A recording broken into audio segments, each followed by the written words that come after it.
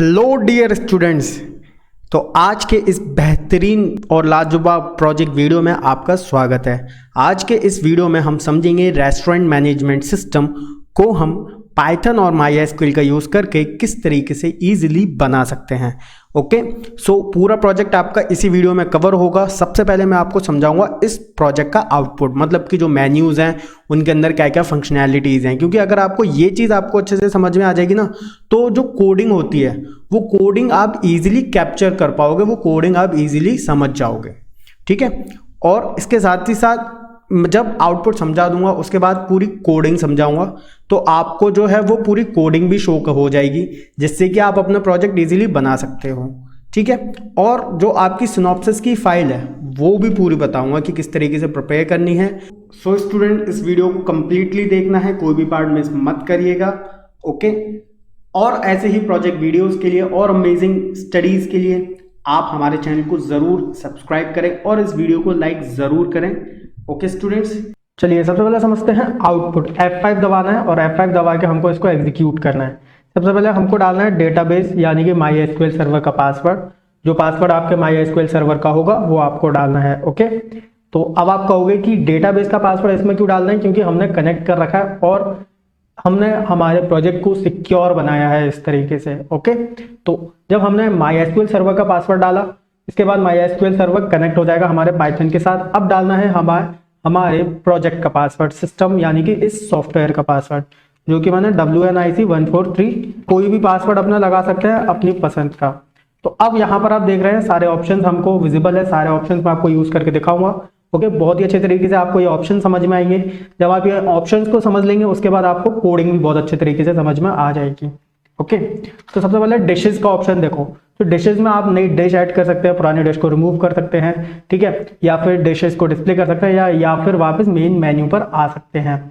तो यहाँ पर मैं आपको पहले डिस्प्ले करके दिखाता हूँ। तो आप देख सकते हो दो डिशेस डिस्प्ले हो रही हैं, डिश का नाम, डिश की कॉस्ट, कुक जो डिश को बनाता है, और डिश की ID। अब इसके बाद आपको यहाँ पर नई डिश ऐड करनी है, तो ऑप्शन 1 सेलेक्ट करा। अब जो न्यू डिश ऐड करनी है उसका नाम, तो आप यहाँ पर देखो कोई भी डिश आप ऐड कर सकते हो जो आपको पसंद हो। ओके, तो मैं यहाँ पर नूडल्स ऐड कर देता हूँ एंड इसके बाद यहाँ पर आपको लिखनी है उसकी कॉस्ट, तो यहाँ पर 100। अब कितनी अच्छी फंक्शनैलिटी मैंने यहाँ पर ऐड करी है। जैसे ही आपको जो कुक है, कुक का नाम लिखना है, वैसे ही आपको अवेलेबल कुक्स का जो है वो लिस्ट शो हो जाएगा, तो आप इजीली कुक का नाम लिख सकते हैं। तो नूडल्स जो है वो चाइनीज है, तो हम यहाँ पर जो कुक है उसका नाम हम लिख देते हैं। ओके, अब data entered successfully, 3 option select करके डिस्प्ले करके देख लो, नूडल्स ऐड हो चुके हैं। ओके, ऐसे ही आप इजीली रिमूव भी कर सकते हो। मेन मेन्यू पर वापस आते हैं, तो जैसे डिशेस का था न्यू डिश ऐड करना, रिमूव करना, डिस्प्ले करना, ऐसे ही कुक वाला है। कुक में भी आप न्यू कुक ऐड कर सकते हो। ठीक है, पुरानी कुक को रिमूव कर सकते हो या सारे कुक्स को डिस्प्ले करवा सकते हो। थर्ड आते हैं सैलरी पर। आपको इतना ध्यान रखना है, जैसे न्यू कुक ऐड करा था, रिमूव करा था, डिस्प्ले करा था, सेम वैसे ही ऑप्शन है जैसा हमने न्यू डिश के साथ या रिमूव, ऐड और डिस्प्ले करा था। राइट, तो सैलरी वाला देखो, तो सैलरी वाले में क्या है, हम जिस कुक की सैलरी पे करना चाहते हैं वो हम पे कर सकते हैं। तो यहाँ पर मैंने कितनी अच्छी फंक्शनैलिटी ऐड करी है, सारे कुक्स की डिटेल्स आपको शो हो जाएंगे। तो कुक का नाम आप यहाँ पर डाल सकते हो अमित राजन, और इसके बाद जो उनका आधार नंबर है, तो मैंने यहाँ पर सारी डिटेल शो कराई हैं, तो आप इजीली यहाँ पर कॉपी कर सकते हो। ओके, कॉपी करने के बाद उनका जो अकाउंट नंबर है वो मैं यहाँ पर फॉर एग्जाम्पल लिख देता हूँ। डेट डाल सकते हो, किस डेट को आप उनकी सैलरी दे रहे हो। ओके, किस मंथ की आप उनकी सैलरी दे रहे हो, तो ये चीज़ यहाँ पर डालनी है। तो यहाँ पर हम डाल रहे हैं 2021 और उसके बाद मंथ लिखना है। तो सपोज हम दे रहे हैं 12th मंथ की सैलरी, एंड उसके बाद आप डेट डाल सकते हो। ठीक है, कि सपोज आप 30 दिसंबर को सैलरी दे रहे हो। ठीक है, तो यहाँ पर हो चुका है। अब सैलरी जो है वो कितनी सैलरी है वो यहाँ पर आपको ऊपर विजिबल है, 40,000। अब कितने दिन उन्होंने काम करा है, तो सपोज उन्होंने काम करा है 15 डेज, तो उसके अकॉर्डिंग जो उनकी सैलरी होगी वो यहाँ पर शो हो जाएगी और क्रेडिट हो जाएगी। अब समझते हैं न्यू ऑर्डर कैसे प्लेस करना है।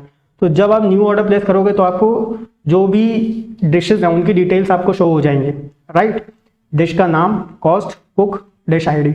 तो डिश IDs आपको सेलेक्ट करनी है। सपोज हमको लेने हैं 2 छोले चावल, 2 पोटैटो फ्राइज। अब जब कंप्लीट हो जाए तो 0 लिख देना है। ओके, डेट डाल दो, किस डेट को आपने ऑर्डर किया। फॉर एग्जांपल हमने इस डेट को ऑर्डर करा है। राइट, अब कस्टमर का नाम आप यहाँ पर डाल सकते हो अमिता, आधार नंबर फॉर एग्जांपल यहाँ पर ये लिख सकते हो। अब डिश आईडी एक बार लिखनी है, ठीक है, डेटाबेस में स्टोर करने के लिए। इस तरीके से एक बार डिश आईडी लिख दी हमने। अब टोटल कॉस्ट आप देख लो ऑटोमेटिकली कैलकुलेट हो गई है। 2 छोले चावल, 2 potato fries, 1000 rupees and 600 rupees, दोनों 2 बार है, ठीक है। 1600 रुपीज़ जो है वो टोटल कैलकुलेट हो गया है ना। कितना अच्छा प्रोजेक्ट, ऑटोमेटिकली सब कुछ हो रहा है। फिफ्थ वाला ऑप्शन देखते हैं इनकम। अब जितनी आप इनकम देखना चाहते हो, ऑल टाइम की, year wise, month wise, date wise, ठीक है, वो आप देख सकते हो। तो हम यहाँ पर डेट वाइज में आपको यूज करके दिखा देता हूँ। डेट का फॉर्मेट देख लो, ईयर, मंथ, डे। तो इस डेट को जितनी इनकम हुई होगी वो देख लो। तो टोटल आपने देखा 1600 हुई थी अभी, क्योंकि अभी हमने इस डेट को एक ही ऑर्डर प्लेस करा था। और ऑर्डर प्लेस करते इस डेट को तो और कैलकुलेट हो जाता, राइट। तो ऐसे ही अब हम आते हैं बिल्स वाले पर। अब बिल्स वाले ऑप्शंस में आप या तो नया बिल एंट्री कर सकते हो, या फिर आप जो बिल्स हैं आपके प्रीवियस जो आपने एंटर करे हुए हैं वो देख सकते हो, date wise, month wise, year wise, या फिर ऑल टाइम के। ओके स्टूडेंट्स, कितना बेहतरीन प्रोजेक्ट है, सब कुछ बिल्कुल फ्लो में काम हो रहा है ना। कितना बेहतरीन प्रोजेक्ट। तो ये आउटपुट आपको समझ में आ गया। अब आप इसकी कोडिंग समझोगे ना तो आपको और भी अच्छे से समझ में आएगा, क्योंकि अब आपने आउटपुट देख लिया, कोडिंग और आउटपुट अब आप रिलेट करके समझ सकते हो, ठीक है। कोडिंग को बताने से पहले मैं आपको बता देता हूँ, जिन स्टूडेंट्स ने सॉफ्टवेयर इंस्टॉल नहीं करे हैं कि भाई ये प्रोजेक्ट बनाने के लिए कौन कौन से सॉफ्टवेयर चाहिए, वो मैं एक बार बता देता हूँ, ठीक है। तो आपको चाहिए 3 जो है वो सॉफ्टवेयर चाहिए। तो कौन कौन से वो 3 सॉफ्टवेयर हैं? पहला पाइथन का आइडियली इंस्टॉल होना चाहिए, MySQL सर्वर इंस्टॉल होना चाहिए। कैसे इंस्टॉल करना है वो भी आपको मिल जाएगा वहाँ पे। इसके बाद तीसरी जो चीज़ होनी चाहिए वो होनी चाहिए MySQL कनेक्टर, यानी कि पाइथन का सॉफ्टवेयर और MySQL का सर्वर, इन दोनों को कनेक्ट करने के लिए कनेक्टर इंस्टॉल करना है। तो वो कैसे इंस्टॉल होगा? वो होगा आपको जाना है सर्च, यानी कि आपका जो कंप्यूटर है उसका जो स्टार्ट है, ठीक है, वहाँ पे आना है और वहाँ पे सर्च करना है आपको CMD, यानी कि कमांड प्रॉम्प्ट। अब इंटरनेट से कनेक्ट होना चाहिए आपका सिस्टम, और उसके बाद आपको यहाँ पे सिंपली लिख देना mysql.connector। इतना लिख दो, आपका जो कनेक्टर है वो इंस्टॉल हो जाएगा। यहाँ पे प्रोसेसिंग पूरी दिखा दी जाएगी, ज़्यादा से ज़्यादा 10 या 15 सेकंड में इंस्टॉल हो जाएगा। ओके, मेरे में ऑलरेडी इंस्टॉल्ड है। अब चलिए समझ लेते हैं इसकी कोडिंग। तो कोडिंग में ऐसा क्या है, तो आपको जो है वो MySQL सर्वर आपने इंस्टॉल कर लिया होगा, है ना, अच्छे तरीके से। मैं समझता हूँ इस चीज़ को। अब जो MySQL और पाइथन दोनों को आपने इंस्टॉल कर लिया होगा, तो ये देखो, ये है हमारा MySQL सर्वर। ओके, अब यहाँ पर मैं आपको डेटाबेस दिखाता हूँ। कौन सा डेटाबेस हम यूज कर रहे हैं? REST-1 नाम का डेटाबेस यूज कर रहे हैं। इसमें मैं आपको टेबल्स दिखा देता हूँ। ये 5 टेबल है जिसके जरिए हमारा क्या हो रहा है, डेटा स्टोर हो रहा है। लेकिन हम जो है वो पाइथन में ही सारा काम कर रहे हैं, MySQL सर्वर को छू भी नहीं रहे, बस कनेक्ट कर रहे हैं। जो भी काम हो रहा है पाइथन के जरिए हो रहा है MySQL के सर्वर में, ठीक है स्टूडेंट्स। कोई भी कंफ्यूजन हो कमेंट करके तुरंत बताना मेरे को। ओके, अब कोडिंग समझते हैं। कुछ भी कंफ्यूजन नहीं है इस कोडिंग में, बहुत ही आसान सी कोडिंग है। सबसे पहले MySQL कनेक्टर को हमने इंपोर्ट करा, जो हमने इंस्टॉल करा था CMD से, शॉर्ट नाम दे दिया E। और उसके बाद आपने देखा था कि यहाँ पर यूजर से डेटाबेस का पासवर्ड लिया गया था ना, तो देखो ये पासवर्ड लिया हमने और कनेक्ट कर दिया, ठीक है। यूजर नेम जो भी आप डालोगे वो MySQL सर्वर का होगा, रूट, ठीक है। या फिर आपने कुछ और दूसरा यूजर नेम डाला है तो वो लिख देना, ज्यादातर केसेस में रूट ही होता है। पासवर्ड जो आपके MySQL सर्वर का पासवर्ड है वो आप यहाँ पे डाल दो, तो अब आपका MySQL कनेक्टर जो होगा वो कनेक्ट हो जाएगा। इसके बाद क्या होगा कनेक्ट होने के बाद? अब इसके बाद हमको बनाना है कर्सर के जरिए हम क्या कर पाएंगे, हमारा जो MySQL सर्वर है उसमें क्वेरीज को एग्जीक्यूट करवा पाएंगे, और क्वेरीज एग्जीक्यूट होंगी एग्जीक्यूट फंक्शन के जरिए, ठीक है। अब आप कहोगे कि ये जो C है, C में क्यों लगाया गया है एग्जीक्यूट? तो ध्यान रखना है, कर्सर का नाम क्या है? C, और कर्सर के जरिए ही सारी क्वेरीज एग्जीक्यूट होती हैं।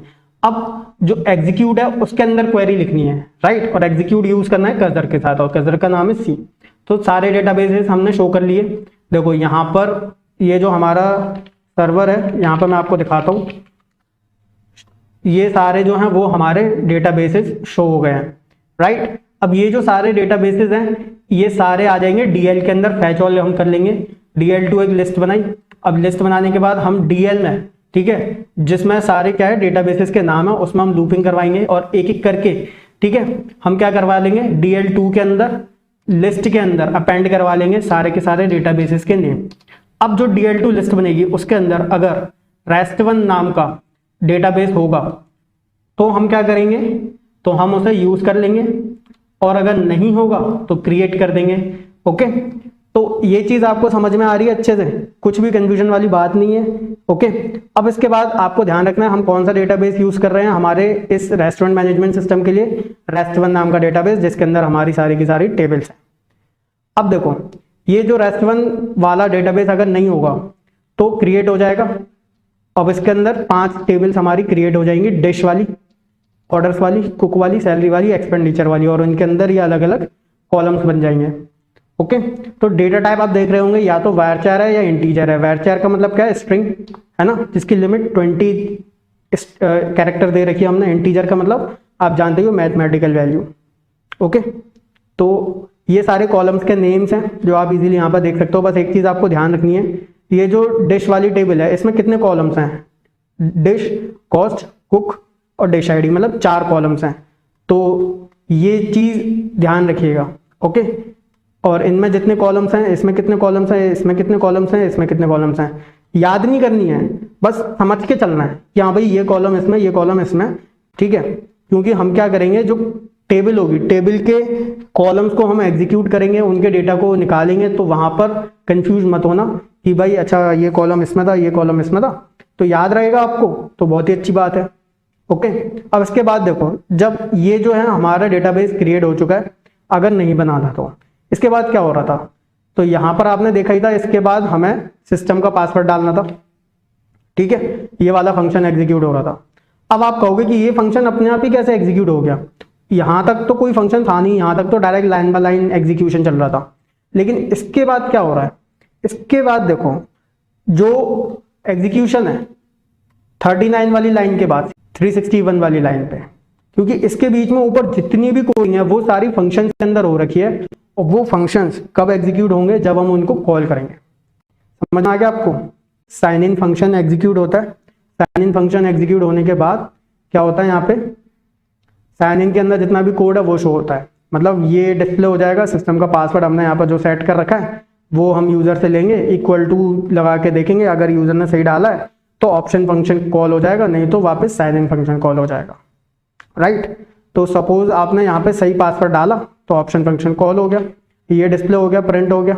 अब जो ऑप्शन आप सेलेक्ट करोगे उसके अकॉर्डिंग वो फंक्शन कॉल हो जाएगा, डिश, कुक, पे, सैलरी, नेट इनकम, एक्सपेंडिचर। गलत ऑप्शन लोगे तो रॉन्ग चॉइस, राइट। कोई भी कंफ्यूजन नहीं होनी चाहिए स्टूडेंट्स आपको। ओके, अब देखते हैं डिश। तो डिश वाला सपोज सेलेक्ट करा ऑप्शन 1, तो क्या होगा, चॉइस आपको दिख जाएगी, 4 ऑप्शन आएंगे डिश वाले में। ऑप्शन 1 के बाद देखो यहाँ पर हमने क्या करा था, ऑप्शन 1 सेलेक्ट करा था, तो 4 चीजें आपको दिख रही थी, add, remove, display, main menu.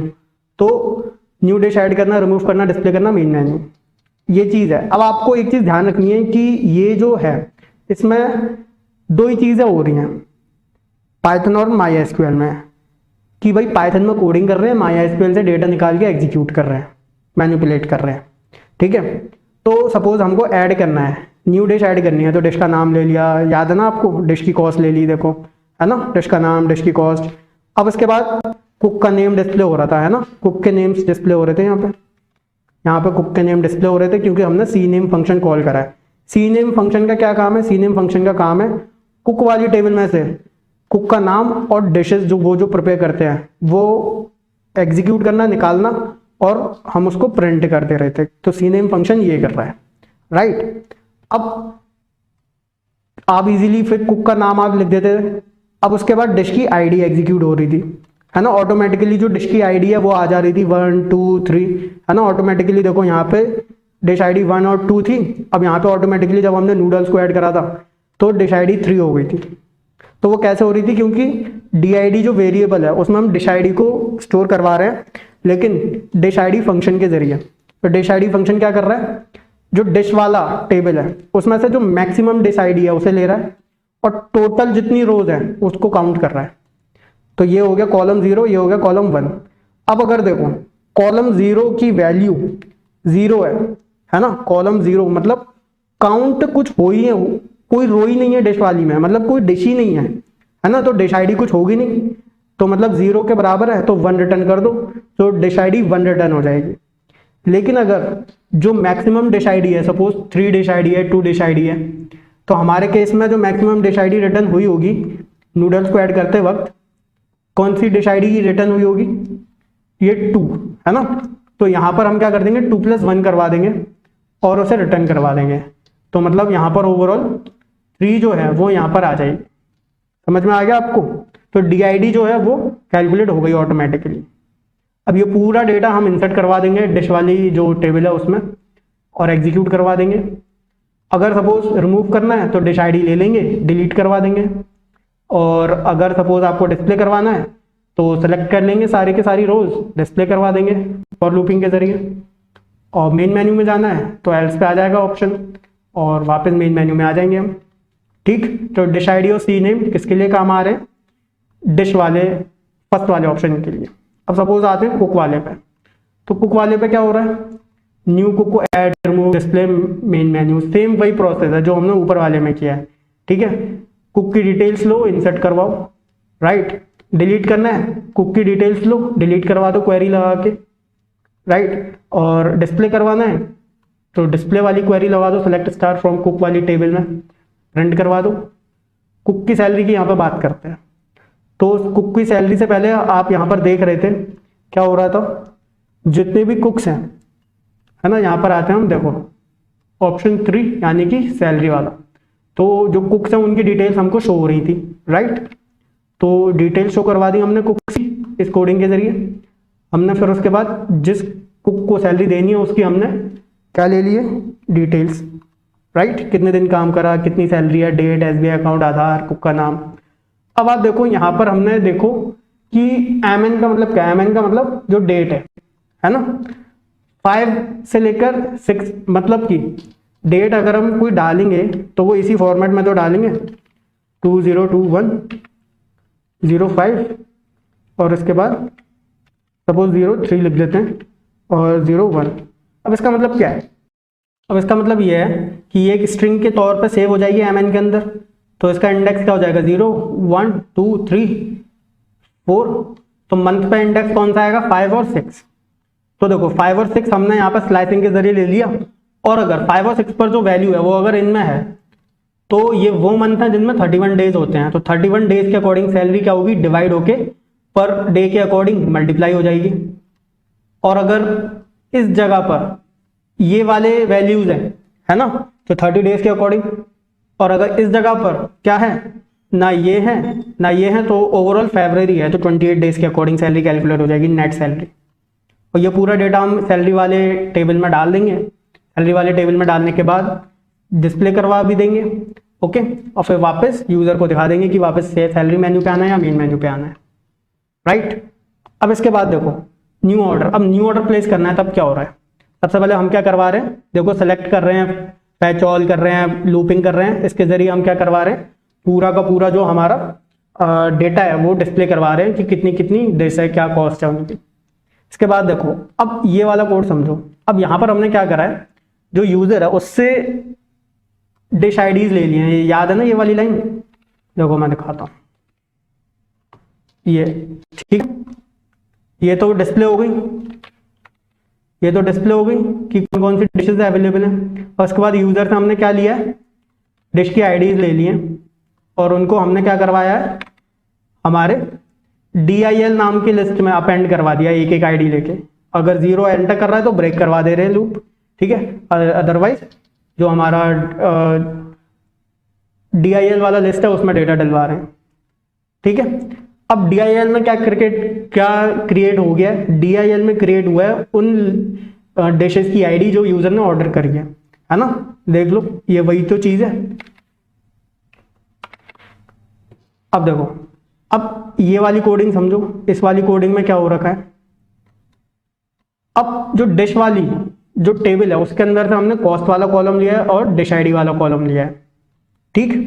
अब इस वाले कॉलम्स में हम क्या करवा रहे हैं, कैचोल करवाया, मतलब पूरा डेटा हमने डी में ले लिया, सारी रोज ले ली, एक डिक्शनरी बनाई, राइट। अब इस डिक्शनरी एम्प्टी है। अब डिक्शनरी में क्या होता है, या तो मैं यहाँ पर एग्जांपल के तौर पर बताता हूँ, ये सपोज क्या है, DICL नाम की डिक्शनरी है और इस डिक्शनरी में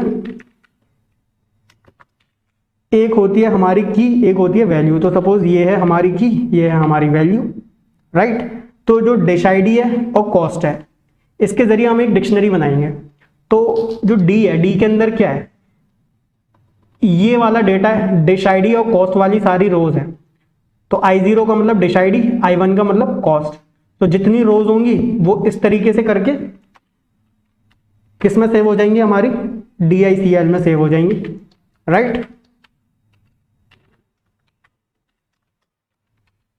इस तरीके से जितनी भी रोज होंगी डिश वाले टेबल के अंदर वो सारी हमारे डिक्शनरी में सेव हो जाएंगी। ओके, अब डिक्शनरी में सेव हो गई है। अब हमको क्यों करवाना पड़ा है, क्योंकि हमको टोटल कॉस्ट कैलकुलेट करनी है, राइट। टोटल कॉस्ट के लिए हम क्या करवाएंगे, जो DIL क्या था, लिस्ट ऑफ डिश आइटम्स, जो लिस्ट हमने बनाई थी डिश के आइटम की जो यूजर ने ऑर्डर करी थी, उसके अंदर हम करवा दें लूपिंग। अब आई एक एक करके एक्सेस करेंगे, मतलब इस लिस्ट के सारे आइटम एक्सेस करेंगे, और DICL के साथ हम क्या करवाएंगे भाई, सीधी बात है, जो DIL है उसके अंदर क्या है, डिश आईडी, तो ये जो लिस्ट हमने बनाई थी, डिश आईडी की लिस्ट बनाई थी हमने, तो जो डिश आईडी है उसके जरिए हम क्या करवाएंगे, डिक्शनरी की सारी वैल्यूज ले लेंगे और उसको TC टोटल कॉस्ट नाम के वेरिएबल में प्लस कराते जाएंगे। लूपिंग हो रही है यहाँ पे, तो टोटल कॉस्ट जो होगी है ना वो कैलकुलेट हो जाएगी, क्योंकि लूप कितनी बार चलेगा, जितनी वैल्यूज DIL के अंदर होंगी। कोई कंफ्यूजन नहीं होनी चाहिए। DICL डिक्शनरी है, यहाँ पर हमने डिक्शनरी क्रिएट कर ली थी। अब ऐसे ही अब हम क्या करेंगे, जो बाकी की रिमेनिंग वैल्यूज होंगी, डेटा होगा ऑर्डर का, वो ले लेंगे, इंसर्ट करवा देंगे, टोटल अमाउंट जो होगा वो हम डिस्प्ले करवा देंगे, और वापस यूजर को दिखा देंगे ऑर्डर मेन्यू पे जाना है या ऑप्शन पे जाना है। बात करते हैं इनकम की। अब इनकम आप ऑल टाइम की देख सकते हो, year wise, month wise, date wise, वापस मेन मेन्यू। तो इसमें क्या प्रोसेस है, बहुत ईजी प्रोसेस है। ऑल टाइम सपोज सेलेक्ट करा, तो ऑर्डर वाला जो टेबल है उसमें से सारी की सारी जो कॉस्ट वाला कॉलम है उसकी सारी वैल्यूज ले ली, प्लस कराते गए, ठीक है, ऐड कराते गए, लूपिंग करा दी, ऐड हो जाएगा। और अगर सपोज कि ईयर वाइज लिया है, सपोज 2021, 2022, तो हमने क्या करा, ऑर्डर वाली जो टेबल है उसमें से कॉस्ट और डेट ले ली। अब ये कॉलम 0, ये कॉलम 1। अब देखो लूपिंग कराई हमने, सारा डेटा डी वाले वेरिएबल में आ जाएगा, लूपिंग कराई हमने। अब अगर वाई हमने पहले ले ही लिया था यूजर से कि भाई कौन से ईयर का आपको जो है वो इनकम देखना है, तो अब अगर जो वाई है वो I1 पे है ना, I1 के अंदर है, क्योंकि ये I1 है, ये I0 है। कंफ्यूजन तो नहीं हो रही ना भाई, क्योंकि डी के अंदर क्या है, सारी की सारी रोज है ना, डी के अंदर क्या है, सारी की सारी रोज है। तो जो रो 0 होगी उसके लिए I0 I1, जो रो 1 होगी I0 I1, जो रो 2 होगी I0 I1, ये चीज ऐसे होगा, राइट। तो ऐसे ही करते करते अगर जो ईयर जो हमने यूजर से लिया है वो अगर इस डेट के अंदर मिलेगा जितनी बार, उतनी बार हम OI नाम के वेरिएबल में प्लस करवा लेंगे। OI बाय डिफॉल्ट 0 लिया ही था, डिस्प्ले हो जाएगा। ईयर मतलब किसी पर्टिकुलर मंथ की हमको चेक करनी है, तो हम क्या करवाएंगे, जो डेट होगी वो ले लेंगे और बिल्कुल वही प्रोसेस लगाएंगे हम यहाँ पे, ठीक है। ईयर क्योंकि यहाँ पर यूजर एंटर करेगा किस फॉर्मेट में, इसी फॉर्मेट में तो एंटर करेगा 2021 मंथ, तो इस पूरे स्ट्रिंग को हम मैच करवा लेंगे, राइट। अब इसके बाद अगर हमको क्या करना है, किसी पर्टिकुलर डेट पर चेक करनी है, तो देखो डेट ले ली हमने, है ना। अब भाई ऑर्डर वाली टेबल में से कॉस्ट सेलेक्ट करो, लेकिन कहाँ पर, जहाँ पे डेट क्या है मैच कर रही है इससे, ठीक है, राइट, और प्रिंट करवा दो उसको। अब एक्सपेंडिचर है तो वो भी बात है, न्यू बिल एंट्री करनी है, शो करने हैं बिल्स, तो बिल एंट्री के लिए सिंपल क्या है, चॉइस 1, डेटा ले लो, इंसर्ट करवा दो एक्सपेंडिचर वाली टेबल में, और अगर बिल शो करने हैं तो भाई नेट इनकम वाला ही पूरा कोडिंग है यहाँ पे, राइट, कि भाई ऑल ईयर मंथ डेट वही चीज़ है, सेलेक्ट करो डिस्प्ले करवाओ, सेलेक्ट करो डिस्प्ले करवाओ, ठीक है। तो ये कोडिंग स्टूडेंट्स आई होप आपको बहुत ही अच्छे तरीके से समझ में आई होगी। पूरी कोडिंग भी मैंने आपको डिस्प्ले कर दी है, शो करती है, ठीक है। ये वाला भी मैं आपको एक बार दिखा देता हूँ, ठीक। तो स्टूडेंट्स आई होप कि इस वीडियो को आप लाइक जरूर करेंगे, चैनल को सब्सक्राइब जरूर करेंगे। तो चलिए अब देख लेते हैं इसकी सिनॉप्सिस वाली फाइल, ठीक है, यानी कि जो फाइल बनाकर आप अपने स्कूल में सबमिट करते हो। तो जैसे कि आपको विजिबल है, पूरा जो प्रोजेक्ट है वो यहाँ पर बनाया है, पूरी कोडिंग की स्क्रिप्ट है जिसको आप इजीली अपने कंप्यूटर में कॉपी करके जो है वो एग्जीक्यूट कर सकते हो। और ये MS वर्ड की फाइल है, इसमें बस आपको अपना नाम, क्लास, रोल नंबर ये सब लिख के प्रिंट करवा सकते हो, राइट। और ये जो पूरा प्रोजेक्ट है वो आपको मिल जाएगा डिस्क्रिप्शन में, वहां से आप ले सकते हो, राइट। तो अब इसके बाद देखो, ये जो आपकी सिनॉप्सिस वाली फाइल है इसमें आपको क्या क्या चीज़ें लिखनी है, सर्टिफिकेट, एक्नॉलेजमेंट, क्या क्या स्टेप्स है इस प्रोजेक्ट को बनाने में, hardware and software requirements, complete coding, ठीक है, और आउटपुट स्क्रीन सब कुछ यहाँ पे अवेलेबल है, जो कि मैंने यहाँ पर पूरा बनाया हुआ है। ये पूरी फाइल आपको मिल सकती है, ठीक है। आपका जो यहाँ पर नाम, class, roll number, academic year, teacher का नाम, एक्सटर्नल एग्जामिनेशन और डेट, ठीक है, आपका नेम, क्लास, टीचर का नाम, स्कूल का नाम, ओके। उसके बाद ये पूरा बिल्कुल ऐसे ही रहने देना है, ये बिल्कुल कोडिंग बिल्कुल ऐसे ही रहने देनी है, ओके। एंड ये जो आउटपुट है ये भी बिल्कुल ऐसे ही रहने देना है, ठीक है। चेंजेस क्या करने हैं, सिर्फ और सिर्फ ऊपर सर्टिफिकेट और एक्नॉलेजमेंट में, ओके। तो ये आपको समझ में आ गया प्रोजेक्ट फाइल।